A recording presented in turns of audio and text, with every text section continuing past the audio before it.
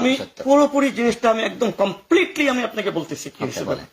Major ডালিম ছিল শেখ কামালের বন্ধু। আচ্ছা, তারা গেছিল একটা বিয়ার ইয়েতে, সে আপনার অফিসার্স ক্লাবে একটা বিয়ার উৎসবে গেছিল। আচ্ছা, যাওয়ার পরে শেখ কামাল সবাই দাওয়াত দিতে হয়েছিল, ওখানে গিয়ে একটা মেজর ডালিমের বউর উপরে তার নজর গেছিল, কুদৃষ্টি গেছিল। সে তো লোক ছিল, কুদৃষ্টি যাবে না। সুলতানাকে সে বিয়ে করছিল ঢাকা ইউনিভার্সিটি অ্যাফলে, জোর করে বিয়ে করছিল, জোর করে। আচ্ছা, তো ওখান থেকে বুঝছেন তাকে উঠে নিয়ে যায় তার ওয়াকে।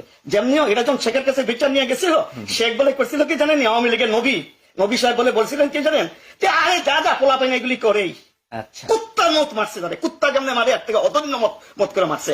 এরপরে বলি আমি 75 যখনই রেডিও খুলতাম সকালবেলা বাঁচত কি, বাংলার স্বাধীনতা আনলো কে, মুজিব মুজিব, এই গান বাঁচত। ওই দিন আমাদের ছোট্ট একটা, আমি অনেক গরিব ফ্যামিলির ছেলে ভাই, আমি আমার ঠিক মতো আমার বাবা আমার খাওয়াইতে পারে নাই।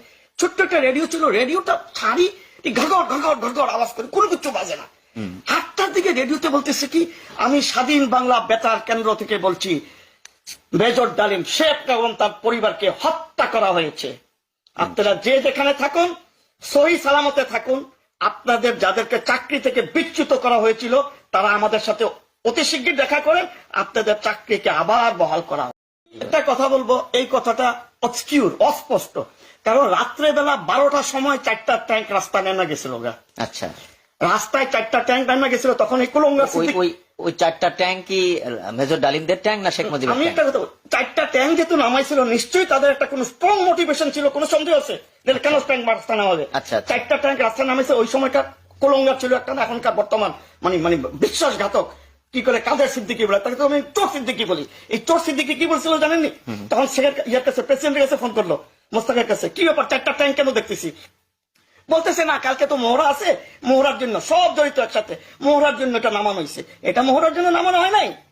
এবং আমি যাকে চিনি, এই যে মেজর মুসলিউদ্দিন, তার নাম বডি ওয়ারেন, সে জার্মানির মধ্যে আছে, সে আপনাদের ফরিদপুর বাড়িতে, তার হাবিলদার মুসলিউদ্দিন। আচ্ছা, বুঝলেন, মুসলিউদ্দিন বলল, যখন আমি সরাসরি কথা বলছি, যখন শেখকে আমরা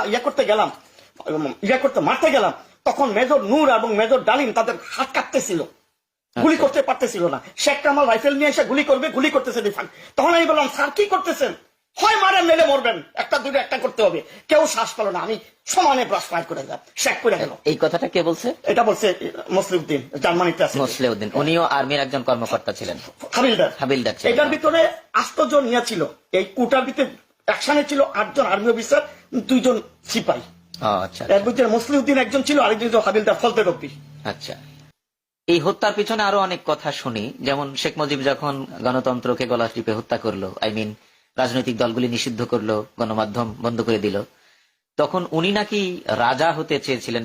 উনি নাকি প্রত্যেকটা জেলায় গভর্নর নিয়োগ দেওয়ার জন্য গভর্নর ট্রেনিং করে ফেলাইছিল, শপথ হয়ে যেত। পরের দিন সে কি করতো জানেননি?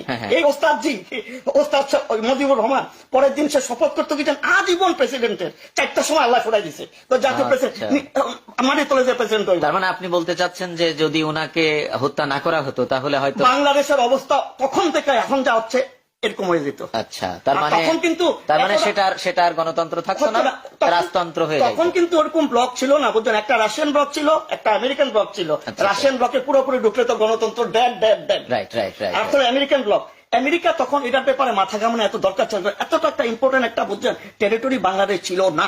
বুঝতে পেরেছি কথা বলতেছে, রাশিয়া ভাঙিয়া যাওয়ার পরে বাংলাদেশটা একটা ইম্পর্টেন্ট টেরিটরিতে পড়ে। তার মানে আপনার কথার যে সারমর্ম দাঁড়ায়, শেখ মুজিবকে হত্যা করাটা কি দেশ এবং জাতির জন্য মঙ্গল ছিল? একেবারে সেও ছিল, এবং সে যেভাবে মরছে, তার মেয়ে আছে না, এর থেকে জঘন্যভাবে মারা যাবে, এবং আওয়ামী লীগই তাকে মারবে। যখন আওয়ামী লীগ মারলো শেখকে মারার পরে, তখন কিন্তু আরো 4 জন বাকি ছিল ভিতরে। মোস্তাকের কাছে বলে গিয়ে মোস্তাক নাকি ডাইকা বললো, কি ব্যাপার, তোমাদের তো কাজ এখনো শেষ হয় নাই। আমি শুনতে পাইছি এটা, আমি তো জানি না। বললো কি স্যার, আমাদের কি কাজ বাকি রয়েছে? কেন 4 জন জেলের ভিতরে বাকি রয়েছে না, তোমরা কি করলা তাকে? আমরা ঢুকবো কেমন? এই সাইন দিলাম আমি, যাও ভিতরে। আচ্ছা, ভিতরে গিয়ে 4 জনকে ফেলাই দিয়ে, ওই যে জাতীয় 4 নেতা, জাতীয় 4 নেতা, আচ্ছা, কুলঙ্গার 4 নেতা, কি জাতীয় নেতা? বুঝতে পারছি। রক্ত চোষা গরিবের খুন চুষি না লোক, তার মানে রিক্সাওয়ালার টাকা